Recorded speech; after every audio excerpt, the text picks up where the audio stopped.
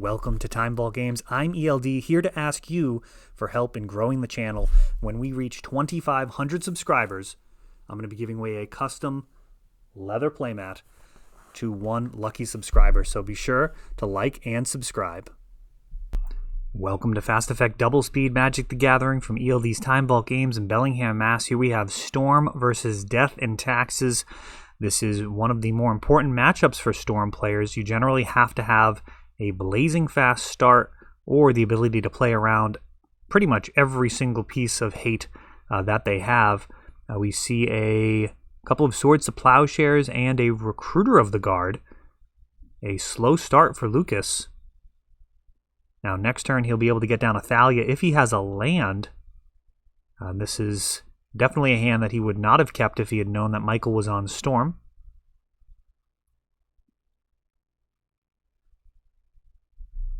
Thoughtseize taking a single card out of his hand may have been Thalia. I suppose if it was Thalia, you'd keep it against Storm. It really is important to have something, despite the fact that they can disrupt you with Thoughtseize. And we will likely see that again.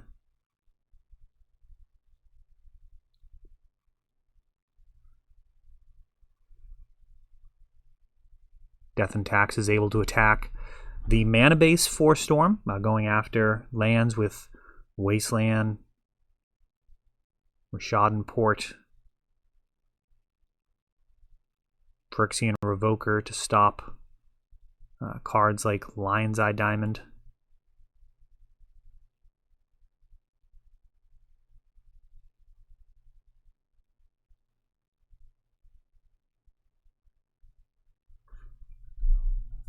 Make sure that actually works.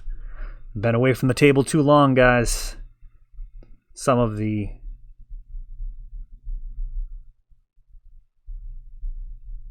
Pithing Needle style cards. Yes, Phyrexian Revoker does actually work. There are times where, and a Thalia off the top. Absolutely brutal. And now Michael has his work cut out for him. The window was open without any type of disruption on board. This is certainly a slow hand for both players. And now with Thalia on board, Lucas is in much better shape. The only other thing to consider here is the Swords to Plowshares and the ability to potentially gain some life, which could impact, for example, a Lethal Tendrils. If Lucas gets down another threat or two, those swords could actually become a little bit of a pain to play around. We've got a Mirran Crusader, and that should actually wrap things up almost immediately. That brings it to just a 2-turn clock. Any type of equipment on him is absolutely devastating. Lion's Eye Diamond being played, passing the turn. Revoker comes in and stops the LED from being relevant, and Death and Taxes picks up that first game. Every opportunity given there by Death and Taxes. Storm just not able to find the line. Let's see here if there's a opportunity with this Dark Petition just costing a little too much. If he has no more mana, that is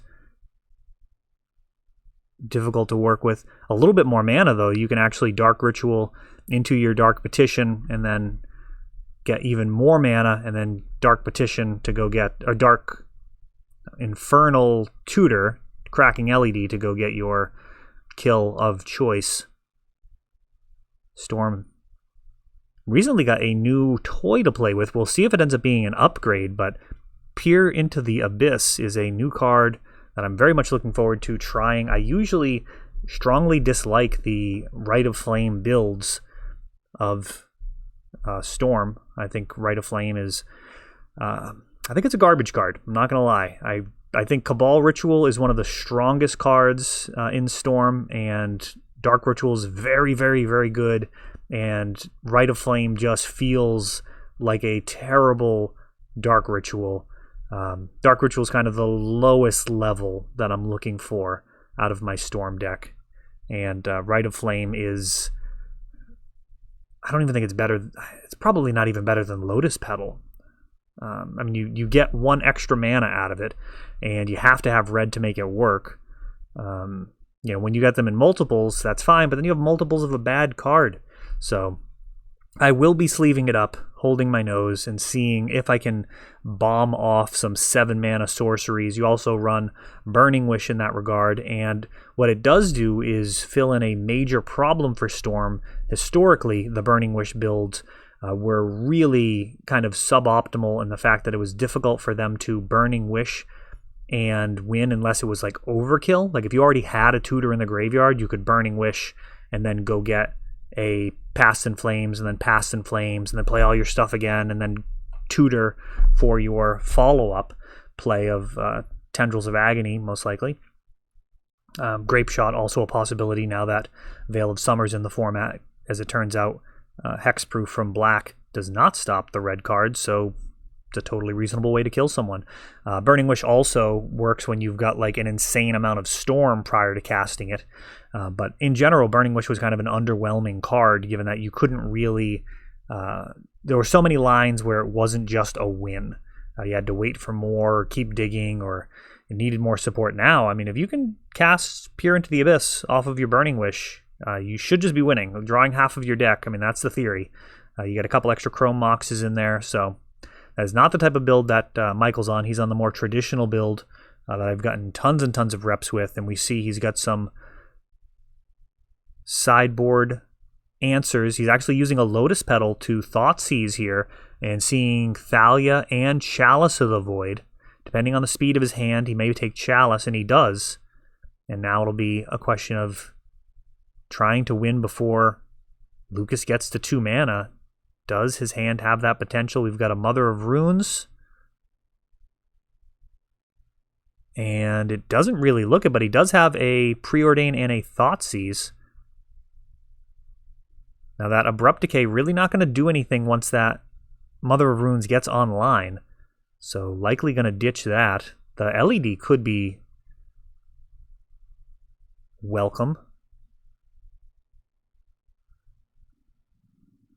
Lion's Eye Diamond, typically one of the more important cards. Perhaps anticipating that Phyrexian Revoker will be naming Lion's Eye Diamond. And Thoughtseize takes out the Thalia.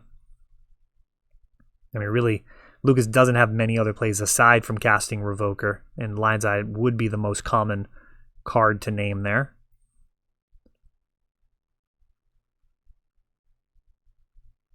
Oh, he's got a Rest in Peace. And 1 damage coming in. I actually strongly disagree with that. Turning that Mother of Runes sideways turns on all of Michael's removal. So if he does have any type of Abrupt Decay style of card, Ponder. Oh, it looks like he actually got rid of some rituals. So Michael taking very different lines than I would here. And a Ponder. Sees a Thoughtseize, a Cantrip, and decides to ship that as well.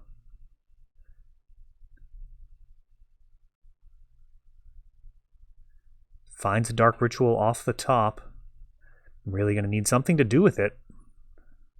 Phyrexian Revoker comes down. Wasteland takes out an Underground Sea. And now Lucas pauses at the thought of swinging with Mother of Runes, thinks better, and passes the turn.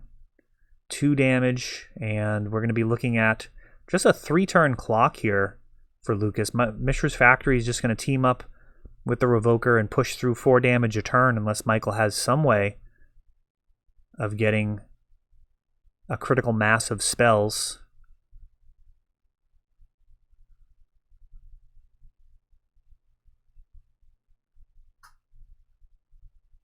A Bayou comes in. Ponder sees Lion's Eye Diamond, Past in Flames, which is kind of twisting the dagger a little bit there. Past in Flames, usually when you find that, that means you're about to win. However, with Rest in Peace, definitely not the case. Even if you get rid of the Rest in Peace, Past in Flames doesn't have that full history of all the cards you've played so far this game.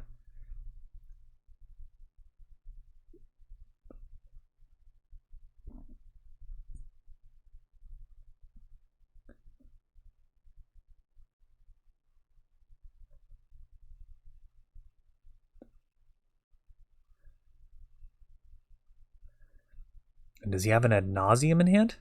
Look, I think it's an Infernal Tutor. If it's Ad Nauseam, I think you just have to fire it off from 7 and hope for the best. Hope for some Lotus Petals.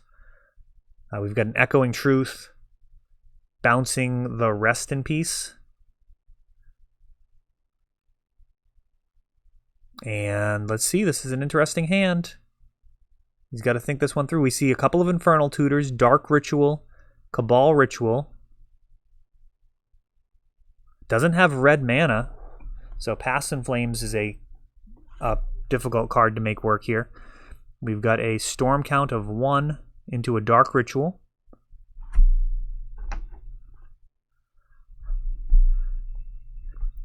Into 5 black mana. 7 black. 8 black. Infernal Tutor down to 6 black.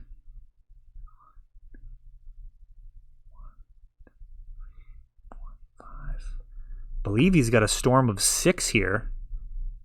However, Death and Tax is resilient in the fact that it doesn't hurt itself. A lot of the time, opposing decks would have cast Thought Seizes, used fetch lands, Force of Wills, chipping away at their own life total. From here, he's got a Storm Count of 6. Only 3 life to play with.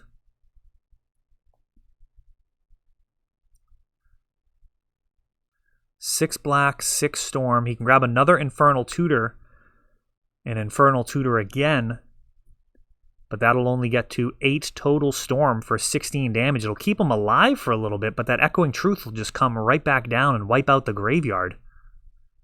And Lucas showing him that that will indeed be the case, gets Michael to extend the hand. So the opening was there, but again, not quite able to get there, pushing through 16 damage, just going to delay the inevitable as Death and Taxes proves to be actually inevitable. That is all for this one, but don't worry, there is a lot more. You can check out our older videos, and we're always putting out new videos from ELD's Time Vault Games in Bellingham, Massachusetts. If you want to help the channel, of course, you can like, subscribe, share, tap that notification bell so you can know the next time our new videos come out. Thanks for watching.